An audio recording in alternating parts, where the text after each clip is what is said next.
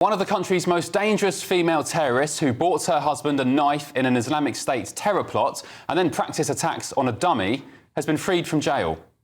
Madia Tahir, then 22, was jailed for 10 years in 2017 after purchasing a combat knife for her husband to be used in a lone wolf terror attack. Shocking footage that you can see here, released at the time, showed her punching the dummy in the chest and another posing with a gun and pointing it to a camera. The Islamic State devotee was cleared for release by a panel of experts from the Parole Board in July and understood to have been released from prison in the last few weeks.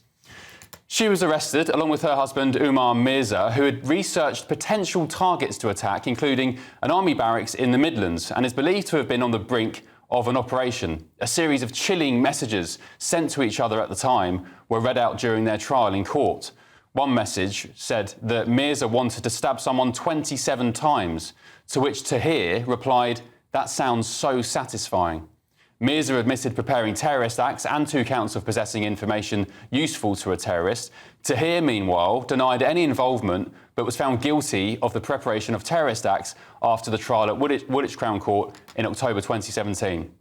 Tonight, she's free again to walk the streets of Britain. Let's get the thoughts of my panel. Conservative peer and former advisor to Boris Johnson, Lord Colville-Ranger, Head of Comms at Popular Conservatism, Annunziata Rees-Mogg, and the former Labour Special Advisor, Paul Richards. Welcome back, panel. Annunziata, is this soft justice? Should this person still be back in prison? And also, bearing in mind the attacks in Germany on Friday night, it's bad timing. The conversation she had with her boyfriend at the time, later husband, are deeply disturbing. And I think what really concerns me is not only that she said she wanted him to kill people and that he, as part of the nikah, he would provide dead people basically for her in terrorism acts. Truly sick. But that whilst he admitted his guilt, she pled not guilty. She was found very clearly guilty. And now she's been in front of the Parole Board. Has she admitted that she was guilty and been rehabilitated? We will never know. The Parole Board is behind closed doors. We can only hope so, because she is back on our streets. But I think the public need the reassurance that this woman is not actually a threat any longer, having served only 70% of a not enormously long sentence. I mean, Colville, what goes through the mind of somebody who says, that sounds so satisfying, when their partner has explained how they want to commit terrorist attacks in Britain and stab people and, all sorts of horrific things? I think, Ben, you've got to question those individuals and quite carefully understand what, as Annunziata just said, rehabilitation means. And I think in these kinds of incidents, the public want transparency. We should be able to understand what is the justification that is going to allow someone who has been found guilty of that kind of activity, that kind of, heinous behaviour, what does it take to allow them to be considered safe to be back on the streets? And also, then, what is the pressure that is put on our security services to monitor these people? And if all of that doesn't add up, then we have to look at sentencing and see if sentencing is appropriate and if it does need to be looked at again. Can we get the clip of the Tahir stabbing that dummy again, just please, whilst we discuss this? So, Paul Richards, she, as Annunziata said, she pled not guilty, so she wasn't even willing to cop up to what she had done, and she's out having served 70% of her sentence. Can we trust the Parole Board to do a decent job here? Do we have to trust them to do a good job? And how many other examples are there of this kind of thing? I mean, that's exactly the question, isn't it? Is that they must have done this in some knowledge that she was not a danger to society. They're not doing this to free up a prison place. They're doing this because they believe she's being rehabilitated and she is a safe member of society. But we have to be reassured. I mean, we're in violent agreement here that we need reassurance that they've made the right decision for the right reasons, and there does need to be a little bit of transparency around that, because otherwise it's terrifying, isn't it? And like I say, this person has to be safe on our streets, otherwise they shouldn't be. I was going to say, sorry to have a dig at your man again, Sir Keir Starmer, but whilst people like this are being released on the streets, again, we have people who, going back to the riots, stood on the sidelines, weren't involved, they've been banged up. People who wrote things online, stupid things online, they've been banged up, and yet they complain that there's no space in prisons. Well, and they'll serve their sentence and they'll go in front of a parole board and in due course they'll be released as well. I mean, that's how our system works. We're not defending the rioters, are we? I mean, you know, that they serve justice quite I'm not defending bonehead rioters who went and tried to burn down hotels, but I would argue that people who simply... A judge even said it verbatim in court. He said anybody who was on the sidelines of those riots, watching as an innocent bystander, will be getting custodial sentences. Likewise, the people who wrote things online. So it just kind of...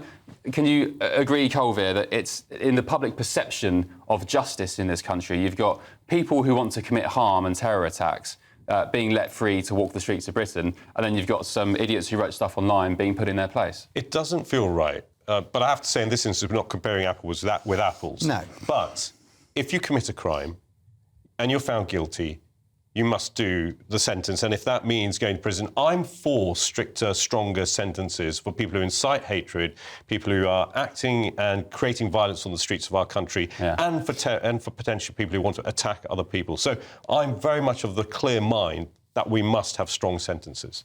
And well, can I just pick up on Annunziata's point about surveillance as well? Because, I mean, you know, this may put more pressure on the security services. It's not cheap.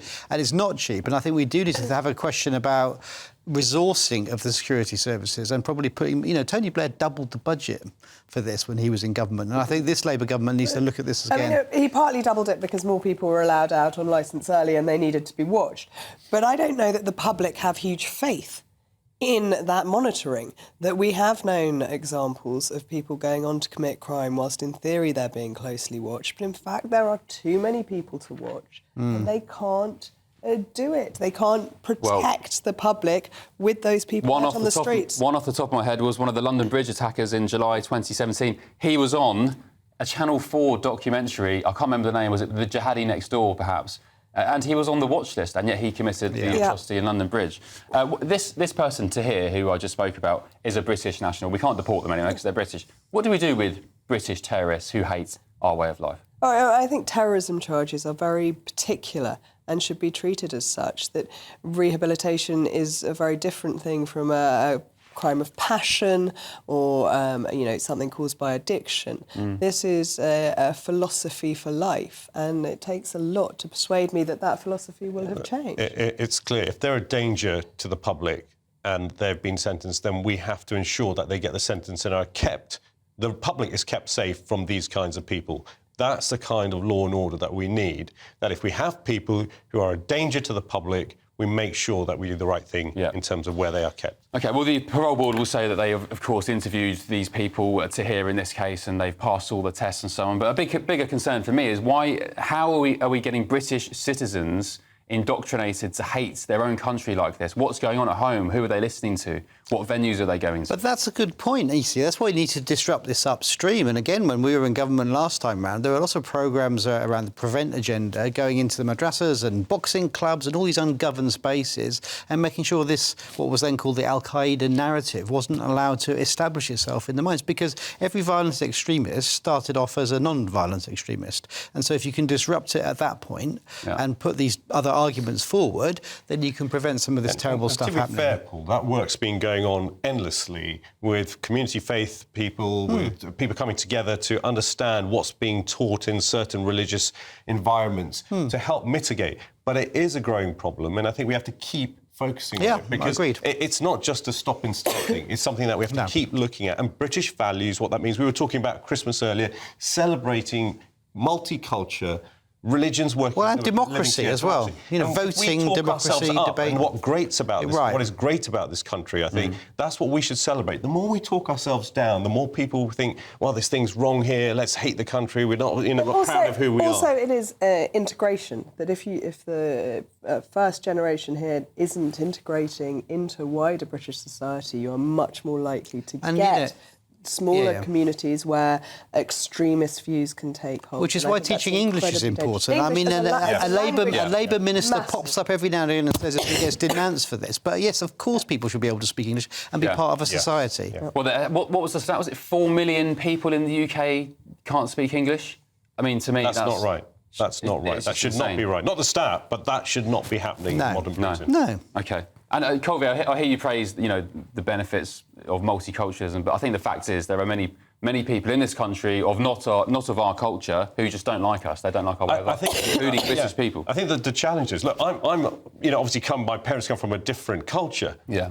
But I'm part of a modern Britain that says I can be a Sikh, I can be British, I'm a Londoner, I support the England cricket team, the Tennis Festival. But that's where we've brought the best of the world together, and I'm very proud to be British first. Yeah. And I think that's what we've got to spread within anyone who comes and lives in this country, is born in this country from another culture.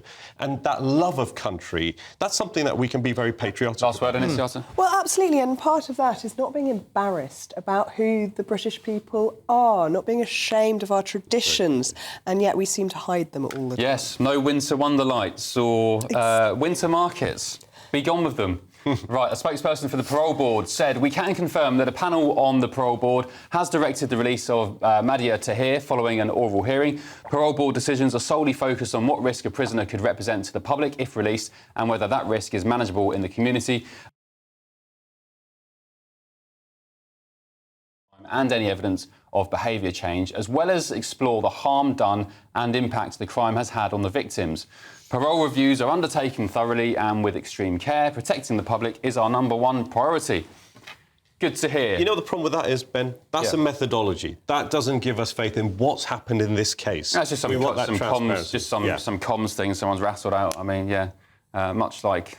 Oh, I won't bully Sir Keir Starmer. I was going to say much like Sir Keir Starmer. No personality or substance in it, but... Sorry, Prime Minister. Anyway...